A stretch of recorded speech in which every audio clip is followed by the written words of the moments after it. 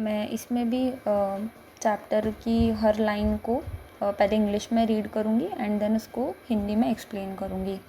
तो ये है चैप्टर 9 जिसका टाइटल है द एक्सीडेंटल टूरिस्ट। तो इस टाइटल का मीनिंग ये है कि कुछ ऐसी घटनाएं या कुछ ऐसे एक्सपीरियंसेस जो ऑथर के साथ हुए जब वो ट्रैवलिंग कर रहे थे। ठीक है, तो अब इसका एक ब्रीफ इंट्रोडक्शन है जो दिया हुआ है, मैं उसको रीड करना स्टार्ट करती हूँ। तो they say that the world today is a small place because travel has become easy. तो इसका मतलब ये है कि लोग कहते हैं कि आज की दुनिया एक छोटी सी जगह की तरह बन गई है क्योंकि ट्रैवल करना या घूमने जाना बहुत आसान हो गया है। But not everybody finds it easy to travel. पर सबके लिए ट्रैवल करना इतना आसान नहीं होता है। Here the author reflects humorously his experiences as a traveller. तो यहाँ पर इस स्टोरी में ऑथर अपने कुछ फ़नी एक्सपीरियंसेस शेयर करते हैं जो उनने एक्सपीरियंस किए हैं एज अ ट्रैवलर। तो चैप्टर पढ़ना मैं स्टार्ट करती हूँ। Of all the things I am not very good at, living in the real world is perhaps the most outstanding. इसका मतलब उन सभी चीज़ों में जिनमें मैं बहुत अच्छा नहीं हूँ, वास्तविक दुनिया में रहना शायद सबसे अच्छी चीज़ है। I am constantly filled with wonder at the number of things that other people do without any evident difficulty that are pretty much beyond me. मैं बहुत आश्चर्य से भर जाता हूँ जब लोग बिना किसी कठिनाई के मेरे लिए कुछ करते हैं जो मेरे समझ में नहीं आता। I cannot tell you the number of times that I have gone looking for the lavatory in a cinema, for instance, and ended up standing in an alley on the wrong side of a self-locking door. मैं आपको बता नहीं सकता, for example, कि मैं कितनी बार cinema में toilet की तलाश में गया हूँ और एक सेल्फ लॉकिंग दरवाजे के गलत साइड पर एक गली में खड़ा हुआ हूँ। My particular specialty now is returning to hotel desks 2 or 3 times a day and asking what my room number is. I am, in short, easily confused. मेरी ख़ास विशेषता अब दिन में 2 या 3 बार होटल डेस्क पर लौटना और पूछना है कि मेरा कमरे का नंबर क्या है। इन शॉर्ट, मैं बहुत ईजीली कन्फ्यूज हूँ। I was thinking about this the last time we went en famille on a big trip. It was at Easter and we were flying to England for a week. मैं इस बारे में सोच रहा था कि जब पिछली बार हम एक बड़ी यात्रा पर परिवार के साथ गए थे, यह ईस्टर पर था और हम एक सप्ताह के लिए इंग्लैंड के लिए उड़ान भर रहे थे। When we arrived at Logan Airport in Boston and were checking in, I suddenly remembered that I had recently joined British Airways frequent flyer program. जब हम बॉस्टन के लोगान एयरपोर्ट पर पहुंचे थे, तब चेकिंग करते हुए मुझे अचानक याद आया कि मैं हाल ही में ब्रिटिश एयरवेज के फ्रीक्वेंट फ्लायर प्रोग्राम में शामिल हुआ था। I also remembered that I had put the card in the carry-on bag that was hanging around my neck, and here is where the trouble started. मुझे यह भी याद आया कि मैंने कार्ड को कैरी ऑन बैग में रखा था जो मेरे गले में लटका हुआ था, और यहीं से सारी परेशानी शुरू हुई। The zip on the bag was jammed, so I pulled on it and yanked at it with grunts and frowns and increasing consternation. Bag की जिप जाम थी, इसलिए मैंने उसे बहुत ज़ोर से खींचा और उस वजह से मुझे बहुत गुस्सा आया और मुझे बहुत इरिटेशन हुआ और मेरी घबराहट बढ़ने लगी। I kept this up for some minutes but I wouldn't budge, so I pulled harder and harder with more grunts. मैंने इसे कुछ मिनटों के लिए रखा लेकिन यह हिल ही नहीं रहा था, इसलिए मैंने इसे गुस्से में और ज़ोर से खींचा। Well, you can guess what happened. Abruptly the zip gave away.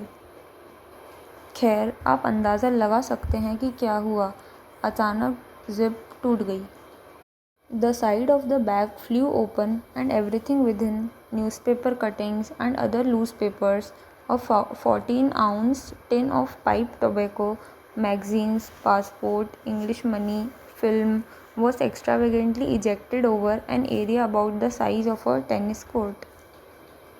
Bag की साइड खुल गई और अंदर का सब कुछ यानी न्यूज़पेपर की कटिंग और दूसरे लूज़ पेपर, पाइप तंबाकू का एक 14 आउंस टिन, पत्रिकाएं यानी मैगज़ीन्स, पासपोर्ट, इंग्लिश मनी जिसको अंग्रेज़ी पैसा भी कहते हैं, फिल्म, एक टेनिस कोर्ट के आकार के क्षेत्र में असाधारण रूप से बाहर निकाल दिया गया था। I watched dumbstruck as 100 carefully sorted documents came raining down in a fluttery cascade, coins bounced to a variety of noisy oblivions, and the now lidless tin of tobacco rolled crazily across the concourse, disgorging its contents as it went.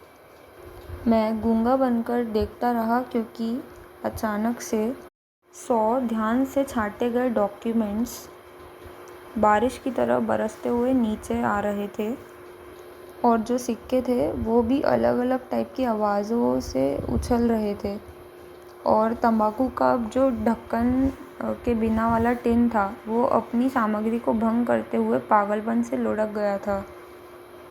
My tobacco, I cried in horror, thinking what I would have to pay for that much tobacco in England now that another budget had come and gone, and then changed the cry to my finger, as I discovered that I had gashed my finger on the zip and was shedding blood in a lavish manner. मेरा तंबाकू, मैं डरावना रोया। सोच रहा था कि मैं क्या करूँगा। अब इंग्लैंड में इतने तंबाकू के लिए भुगतान करना होगा कि एक और बजट आया और चला गया। और फिर रोना बदल कर मेरी उंगली, जैसा कि मुझे पता चला कि मेरे पास ज़िप पर मेरी उंगली आ गई और खून बह रहा था, बहुत ही रॉयल मैनर में। Confused and unable to help, my hair went into panic mode. उलझन में और मदद करने में फेल हो चुके मेरे बाल पैनिक मोड में चले गए। It was at this point that my wife looked at me with an expression of wonder, not anger or exasperation, but just simple wonder, and said, "I can't believe you do this for a living." इस point पर मेरी पत्नी ने मुझे आश्चर्य से देखा, कोई गुस्से से नहीं, बल्कि केवल साधारण आश्चर्य, और कहा, मुझे विश्वास नहीं हो रहा है कि आप इसे जीने के लिए करते हैं। But I am afraid it is so, लेकिन मुझे डर है कि ऐसा है। I always have catastrophes when I travel. Once on an aeroplane, I leaned over to tie a shoelace just at the moment someone in the seat ahead of me threw his seat back into full recline and found myself pinned helplessly in the crash position. जब मैं यात्रा करता हूँ तो मेरे पास हमेशा कुछ ना कुछ प्रॉब्लम्स हो जाती है। एक बार एक एरोप्लेन में मैं एक शूलेस को बांधने के लिए झुक गया।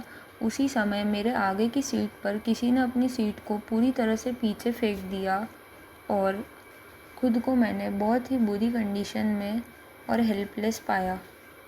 It was only by clawing the leg of the man sitting next to me that I manage to get myself freed.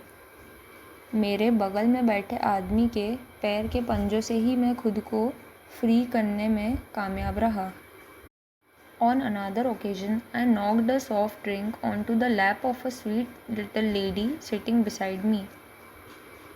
एक दूसरे ओकेजन पर मैंने अपने बगल में बैठी एक प्यारी सी छोटी महिला की गोद में सॉफ्ट ड्रिंक ढोल दी। The flight attendant came and cleaned her up and brought me a replacement drink, and instantly I knocked it onto the woman again. Flight attendant ने आकर उसे साफ़ किया और मेरे लिए एक रिप्लेसमेंट ड्रिंक लाई और तुरंत मैंने उसे फिर से उस लेडी पर गिरा दिया। To this day I don't know how I did it. I just remember reaching out for the new drink and watching helplessly as my arm, like some cheap prop in one of those 1950s horror movies with a name like The Undead Limb, violently swept the drink from its perch and onto her lap. आज तक मुझे नहीं पता कि मैंने यह कैसे किया। मुझे बस याद है कि एक नई ड्रिंक के लिए पहुंचना और मेरी आम के रूप में हेल्पलेसली देखना, जैसे 1950 के दशक की डरावनी फिल्मों में से एक में कुछ सस्ते प्रॉप जैसे द अनडेड लिम्ब जैसे नाम से बहुत ही वायलेंटली ड्रिंक को उसके पर्च से और उसकी गोद में बहा दिया।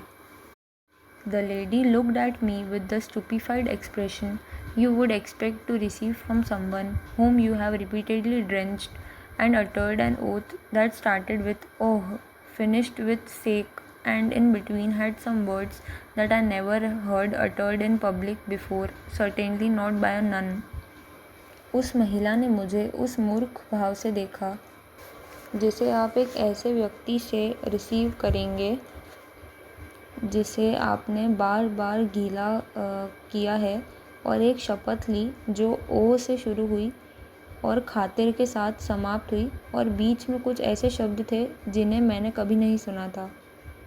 सार्वजनिक रूप से पहले, निश्चित रूप से एक नन द्वारा नहीं। This, however, was not my worst experience on a plane flight. My worst experience was when I was writing important thoughts in a notebook. Buy socks, clutch drinks carefully, etc., sucking thoughtfully on the end of my pen as you do, and fell into conversation with an attractive young lady in the next seat. हालांकि यह एक plane का मेरा सबसे ख़राब experience नहीं था। मेरा सबसे बुरा एक्सपीरियंस तब था जब मैं एक नोटबुक में महत्वपूर्ण विचार लिख रहा था, जैसे मोज़े खरीदें, क्लच ड्रिंक्स सावधानी से आदि। अपने पेन के एंड को सोच समझकर चूसते हुए और एक आकर्षक युवा महिला के साथ बातचीत में गिर गया जो कि नेक्स्ट सीट पर बैठी थी। I amused her for perhaps 20 minutes with a scattering of urban bonds mots, then retired to the lavatory where I discovered that the pen had leaked and that my mouth, chin, tongue, teeth and gums were now a striking scrub-resistant navy blue and would remain so for several days. मैंने शायद 20 minute के लिए urban bones मॉट्स के बिखरने के साथ उसका entertainment किया और फिर टॉयलेट में गया जहां मुझे पता चला कि मेरा पेन लीक हो गया था और मेरा मुंह, चिन, जीभ, दांत और मसूड़े अब एक हड़ताली स्क्रब प्रतिरोधी नेवी ब्लू थे और कई दिनों तक ये ऐसा ही रहेगा। So you will understand, I trust, when I tell you how much I ache to be suave. तो आप समझेंगे, मुझे भरोसा है जब मैं आपको बताऊंगा कि मुझे हम्बल या काइंड होने में कितना दर्द होता है।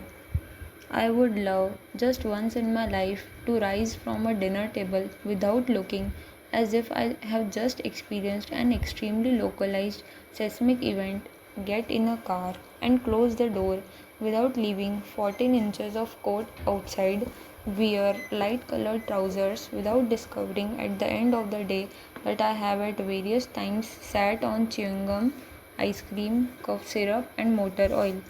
But it is not to be. मैं अपने लाइफ में सिर्फ एक बार खाने की टेबल से उठना पसंद करूँगा, बिना यह देखे कि मैंने अभी अभी एक बहुत ही अर्थक्वेक जैसे इवेंट का एक्सपीरियंस किया है।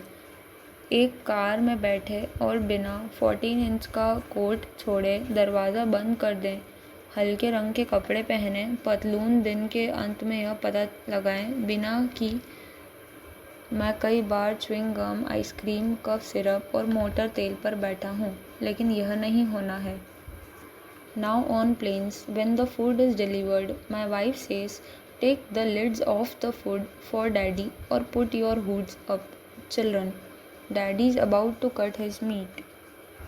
अब एरोप्लेन में जब खाना दिया जाता है, मेरी पत्नी कहती है, डैडी के लिए खाना बंद कर दो या अपना हुड ऊपर रखो बच्चों, डैडी अपना मांस काटने वाले हैं।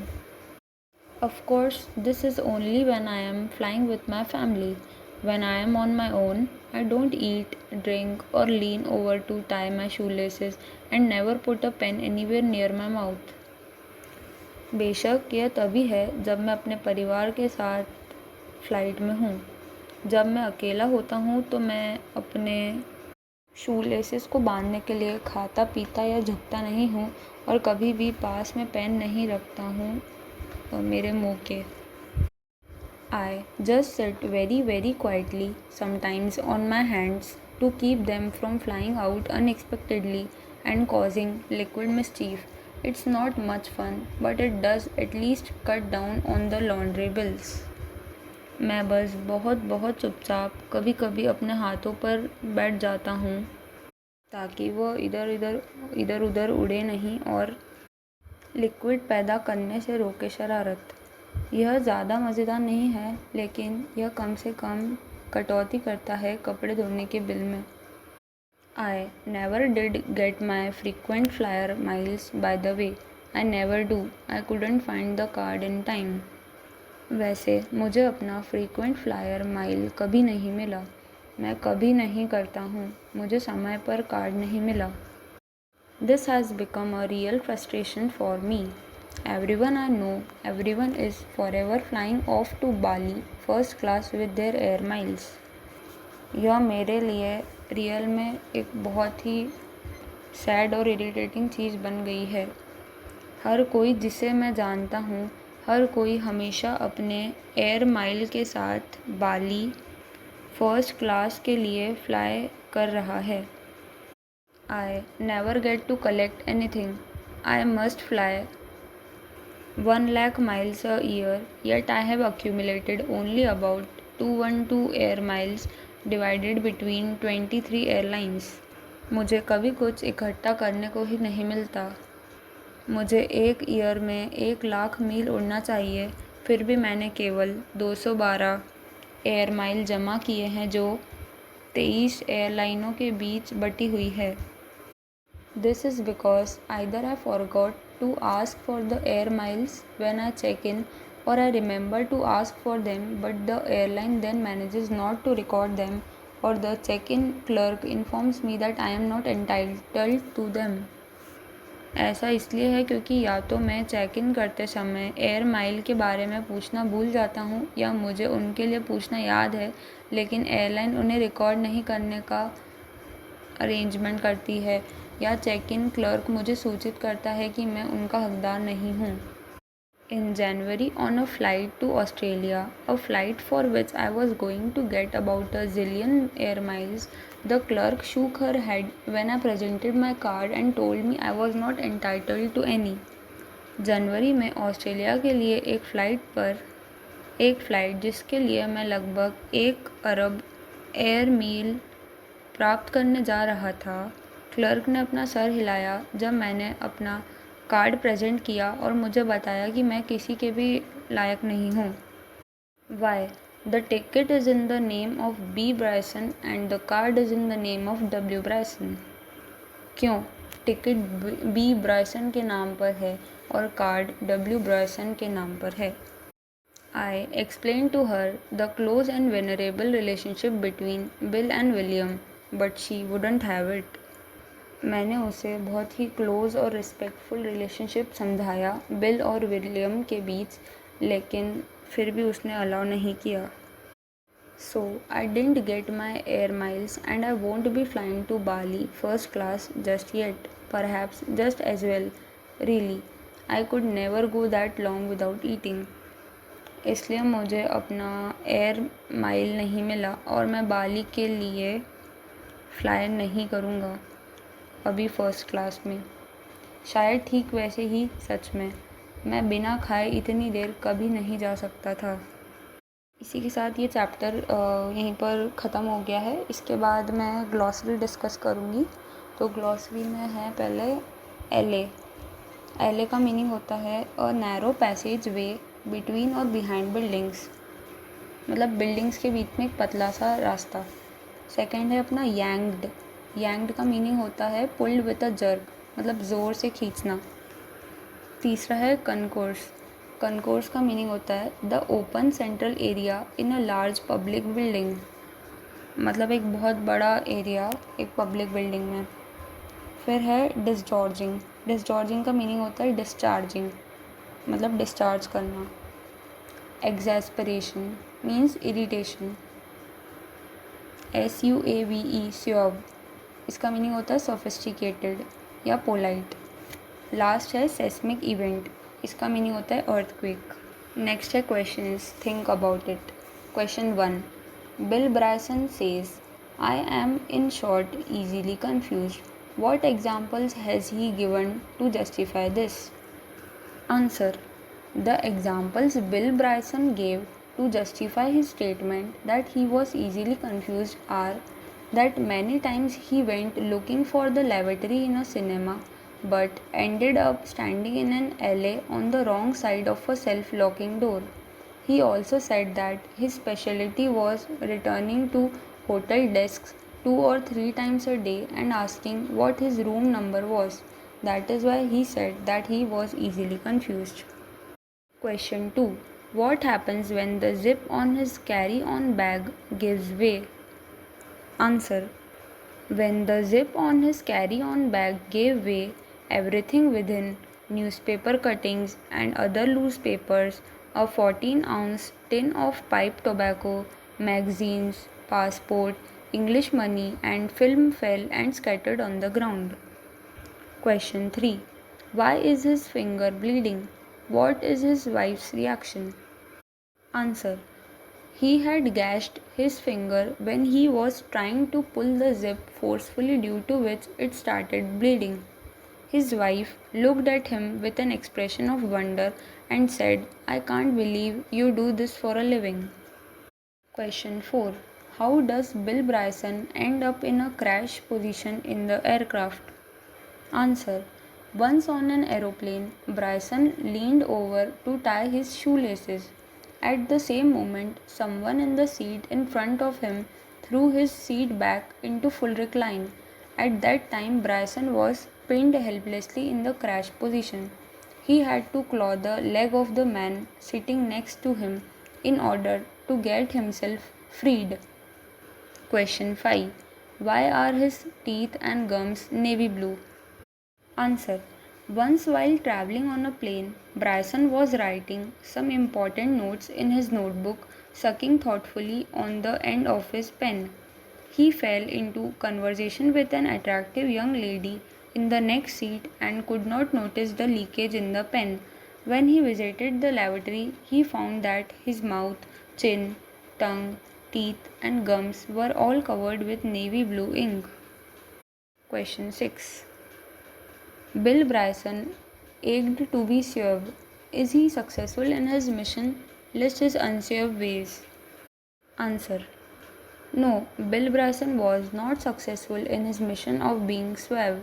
He would love just once in his life to rise from a dinner table without looking as if he had experienced an extremely localized seismic event, get in a car and close the door without leaving 14 inches of coat outside, wear light colored trousers without discovering at the end of the day that he had at various times sat on chewing gum, ice cream, cough syrup, and motor oil. Why? Question 7. Why do you think Bill Bryson's wife says to the children, take the lids off the food for daddy? Answer. Bill Bryson's wife was very well aware of her husband's traveling habits. She asked the children to take the lids off the food for Bill because she knew that if Bill had tried to do that himself, then he might have taken it off in such a manner that the lid would be flying away to some part of the plane and the food might spill all over the place. Question 8. What is the significance of the title? Answer. The title, The Accidental Tourist, is significant because it signifies characteristics of a man, Bill Bryson, who travels a lot but cannot manage to ever have a safe and accident-free journey. Every time he gets into a trouble unknowingly. The story depicts many humorous travel experiences of Bill Bryson, like being pinned in a crashed position, spilling drink on a co-passenger, coloring his gums and teeth blue. He always forgot his room number and went to the hotel desk again and again to inquire about it. Through the various experiences that he mentions in the story, one comes to the conclusion that he is an accident prone person not only while traveling but also in life in general. Thus, the title of the story is absolutely perfect and apt